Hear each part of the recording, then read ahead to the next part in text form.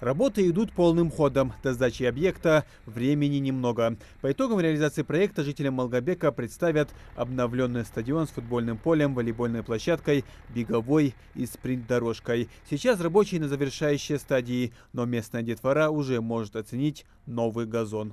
Поле мягкий был, вот дождики. Через скамейки сбоку. Реконструкцию стадиона проводят по федеральному проекту «Спорт. Норма жизни» национального проекта «Демография». А выбор пал именно на стадион имени Серго Орджоникидзе, так как ингушский футбол начинается именно с этого места. Первые игры среди местной молодежи здесь прошли еще в 1969 году, а в 1994 здесь на базе Малгобека открывается первая футбольная команда Ингушетии «Ангушт». Этот период хорошо помнит Ахмед Яндиев. Совместно с местными любителями, футболистами они смогли продвинуться до второй лиги России. Есть стадион, як халк дивана, 60-е годы на первенстве района у Молбеке, общество, Тобирис Дарцехан, Узлоз Аушхан, прител хоть даже на первенстве района, я хоть команд лозу у стадиона. Баркл аддаказер, дагди хачан, уз организатор, штяр хаят, дуак хамадиен, бириш хадият.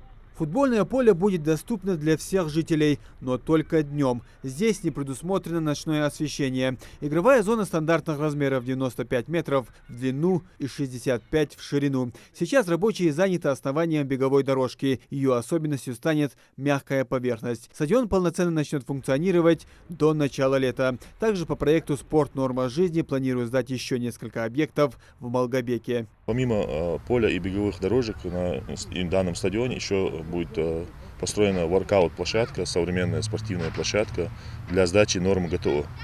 Такую же площадку еще в городе у нас будет строить в первом микрорайоне города Малгобек по улице Лалагоева. Нами администрацией отведен земельный участок площадью 30 на 900 квадратов. Оформлено право муниципальной собственности, и на данном участке уже ведутся работы по установке данной спортивной площадки. Многочисленные просьбы жителей о реконструкции и строительстве новых спортивных площадок были услышаны. По национальному проекту «Демография» до 2024 года количество жителей, занимающихся спортом, планируется увеличить до 55%. Муслим Ганиев, Адам Гулоев, Адам Далаков. Новости 24.